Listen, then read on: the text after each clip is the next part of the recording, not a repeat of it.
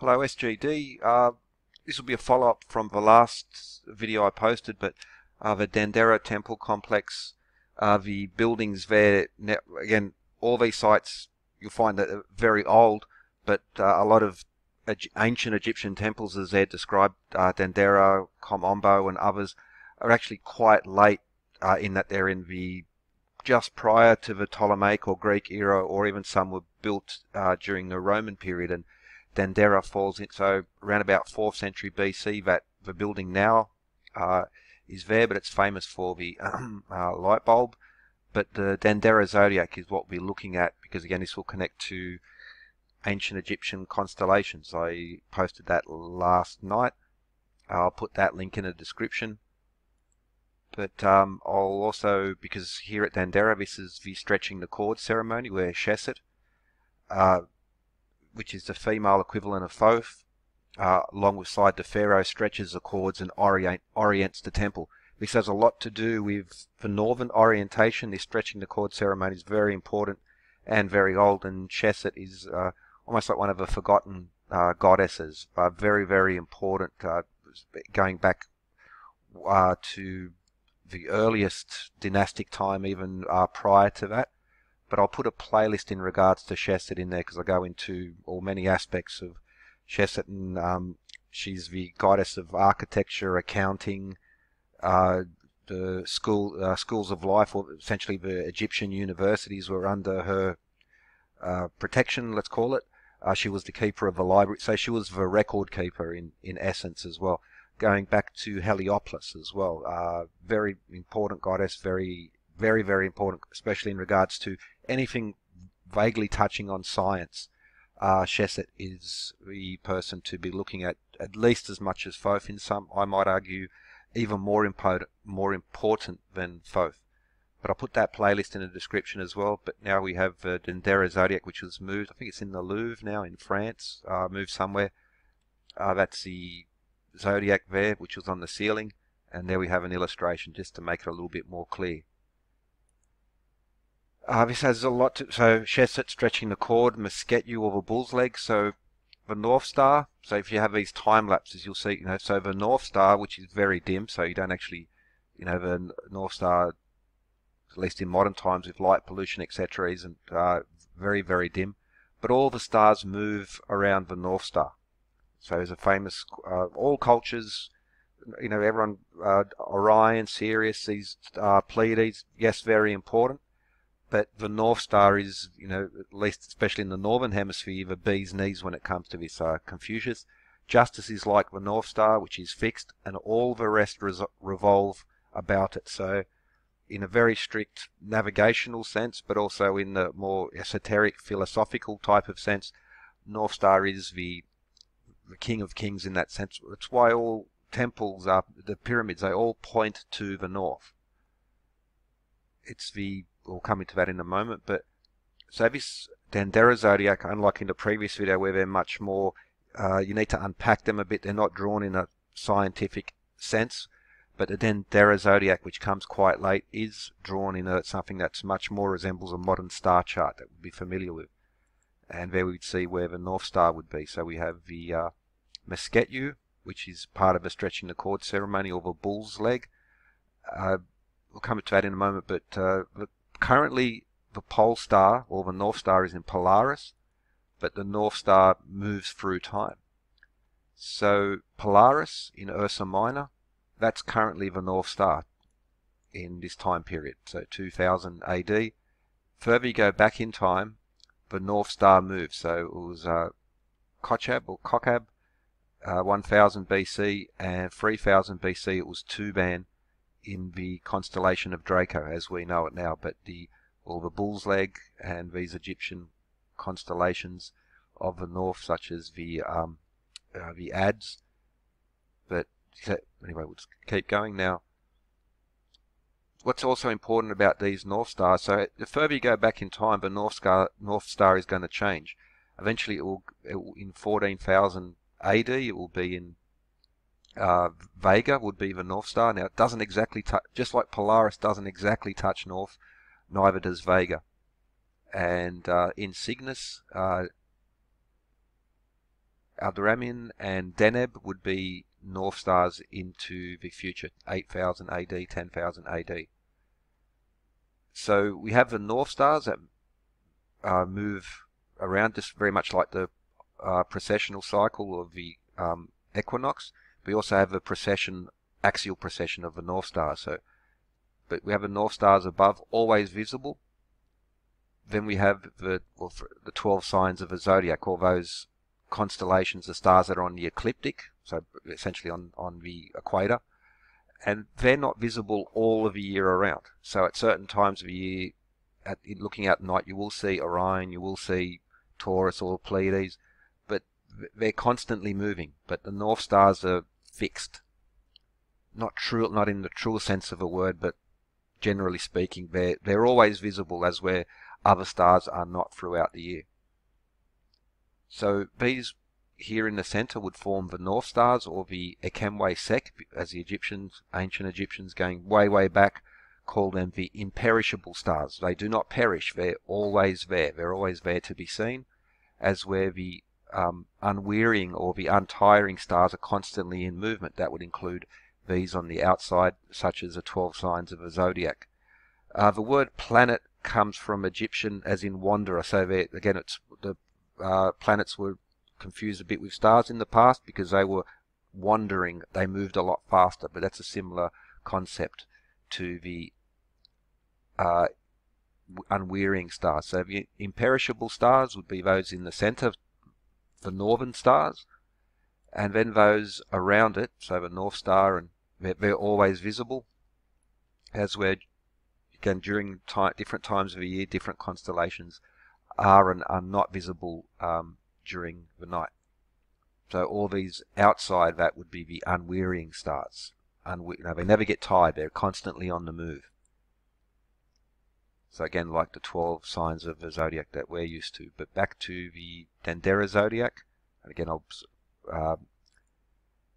now those are the 12 signs of the zodiac that we're familiar with now. I should have, when I made this, used all of it from the same artist, but I'll explain that in a moment, because for instance Leo and Cancer are not properly aligned. I'll explain that now. So there are two ways to think about the stars or the constellations. Now, when we see constellation art, that's based on the concept that you're standing on the Earth looking up. So that would be a star chart or a star map. But if you make a celestial globe, such as this, it's what you could call a God's eye view. You're looking down on the Earth, you're projecting down on the Earth. So there we see Cancer, and there we see Leo. Now, the normal star chart, star art, constellation, this will be, so the big line underneath, Leo major, so Leo minor above, but Leo, he's facing one direction. That's what Leo looks like when you're on the Earth looking up at Leo. However, on this constellation globe, it's reversed because you're projecting that constellation art down onto the Earth. So Leo faces the opposite direction. To highlight that, and so Leo's facing that way, but on this art he's facing that way.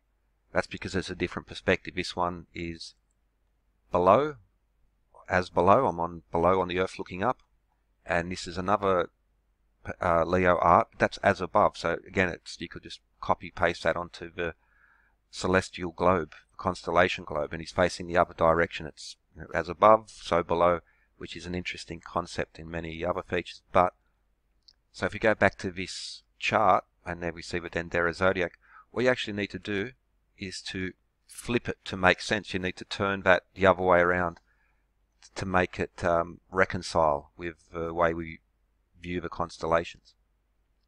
And so we have Sagittarius, and there we see Sagittarius. And again, its position in relation to the North Star is relatively correct. It's now with the coming to a Ptolemaic era, the sort of more Greek concept of depicting these things. and we also see Scorpio. So if I'd kept it as the original, it would not quite make sense because they would be in the opposite positions. And there we also have the scales of Libra. So Sagittarius, Scorpio, and Libra. And they're mixed in with Egyptian constellation art, for instance, the hippopotamus and the bull's leg. So what we see here is Greco-Babylonian constellations being depicted alongside, mixed up with Egyptian ones. We also have the 36 decans around the outside as well. But so Sagittarius, Scorpio, Libra. And what I've done is I've skipped Virgo because Virgo would be in this, but Virgo's not quite as clear. So the ones that aren't very clear, I'm just skipping over for the moment. But then we come to Leo. Now you think, okay, that would be Leo, but actually this fits the stars much clearer. But there's also another hint there, and is that Leo is standing on a snake.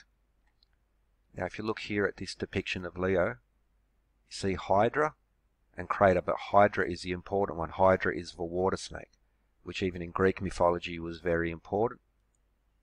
So overlay, you see Hydra, sextans, which is a modern constellation, but Crater and Corvus, or blackbird, this goes back into Greek legend, especially in regards to Apollo and Corvus, and there's a whole story in regards to there. But now you can even see the feet of Leo here. So Leo is standing on a snake. Just to zoom that down. So again, now Leo standing on the snake, which again matches up with the Greek constellations such as Hydra, the water snake. And we also have Cancer, or the crab. So they're also in position relatively neatly. Now, there's a bull there. You think that's Taurus. That's not actually Taurus. This is Taurus up here. There's also another interesting point, is that some of these are like as above view, some of them are as below view, and I'll look into that in the future, but the keen eyes might pick up on that. Now, okay, so then we have Gemini, the twins. A little bit iffy, but yeah, we see at least, well, that matches the arrangement of the stars themselves. And then we have Taurus, and so again, that matches up very well. But now we'll skip to Orion for a moment. So there we have Orion, Orion's belt, and Canis Major, the dog star Sirius on the tip of the nose. So Orion's belt points at to Sirius, the brightest star in the sky, or Sopdet, which is the Egyptian name for it, which connects it to Isis. But you'll note above, Gemini and Taurus are above Orion. So what you need to do is flip it over, and you can see Taurus, Gemini, and Orion would fit into that position. So just move it up. So overlay it now, Taurus, Gemini, and Orion. Now here we have, I mentioned this in the previous video, Sa or Sahu, Osiris, and the Egyptian Orion, and also Sirius or Sopdet, and this gentleman here, and the Horus hawk standing on a Merkit timekeeping device, a plumb line, pendulum. So bring up, I showed this photo in the last one, and again you see Sahu, and notice the hawk with the crown of Upper and Lower Egypt standing on the Merkit. So I've taken that photo, and again, to make it sense of this, I needed to mirror the image and flip it around. So I didn't just rotate it, I also flipped it around. So now now we can see Sahu, the Merkit with the hawk and the crown, and there is the bull on his boat. So there we have Taurus is up here, but this Egyptian bull constellation we have there. Then we have Aries, very clear. Pisces, the two fish tethered together. Capricorn, and back to Sagittarius from where we started. So the Dendera Zodiac is a pushing together the Egyptian and the Greek, Babylonian, Western constellations, but again, it's necessary to do the orthographic or the as above view, the God's eye view. Okay, so that's the Dendera Zodiac Egyptian plus the Greco-Babylonian constellations, and really to get a proper grip of them, again, this image was reversed, so we get the God's eye view, or orthographic is sometimes described as well. So it's, that here again, the concept of as above, so below would come neatly into there. And if you've been following this channel, it's been back especially in the early days, I looked at Hermetic influence on modern architecture. So last couple of years I've been because I began with modern architecture and invariably had to go find my way backwards, because what's happening in modern architecture in regards to geometries, proportions, symbolism, in the ornaments, the specific measurements and the repetition of very specific numbers coming up all the time through different units of measure. But this is Grand Central Terminal in New York, a very, very important building. Again, I've done many series on this development of the last, especially few hundred years architecture, but I began with the modern and found my way back to the ancient, because all these practices are very ancient now. They've changed because of building practices, but what's old is new again, and it's never really left us. But for instance, this constellation art in the roof, in the ceiling of Grand Central Terminal was a mistake, as they claim. However, you'll find it in street plans and in buildings, repeated over and over again. It's so many mistakes. It's easy to wash it away with a hand, but even design features such as whispering galleries. So I did one series on America, state capitals, just a series on New York itself, looking at London, Paris, here in Australia, and these same measurements, very specific numbers, over and over again. The design, the symbols and the feature, and you really do have to accept the initiation element of this in regards to esoteric, as in to be initiated, or occult, hidden knowledge and hidden in architecture as well, and major public buildings. But again, astronomy is so important to the most ancient civilizations, and still of course important now, but again, these things are those hidden in plain sight. But as above so below. I'll do some more on this because I had to reverse this image to make it fit. So the Dendera Zodiac, the original, is the God's eye view to make it fit into the below view of Earth looking up. But even then, a couple of them are orientated in the opposite direction. I think that might be something worth examining as well. Just like with the Grand Central Terminal. And I don't believe this was a mistake by the artists and the designers. It's I think with these things, there's always look for these patterns, both ancient and modern. And with the architects, so Sheshet, Thoth, architecture, buildings, mathematics, astronomy, the sciences as well. And that's like the ancient sciences, I think, is at least that's tangible. It's something you can measure, something you can test. It's tangible, it's measurable, it's observable, that type of stuff. But even again, like for instance, the Merkhet or the plumb line, which was used as a timekeeping device back in ancient Egypt, and still so up until the quartz crystal, for instance, pendulum clocks. Anyway, that's a whole other thing. But weights and measures, astronomy, the sciences, and the Dendera Zodiac. So that's it links in the description to the previous video where I looked at the more ancient Egyptian forms of depicting their constellations, coming up to this later period with the Dendera Zodiac, and of course the use of both Greco-Babylonian, modern Western constellations fused with the ancient Egyptian forms as well. Alright, so I'll probably do a few more in the near future, but again, that's a Dendera Zodiac.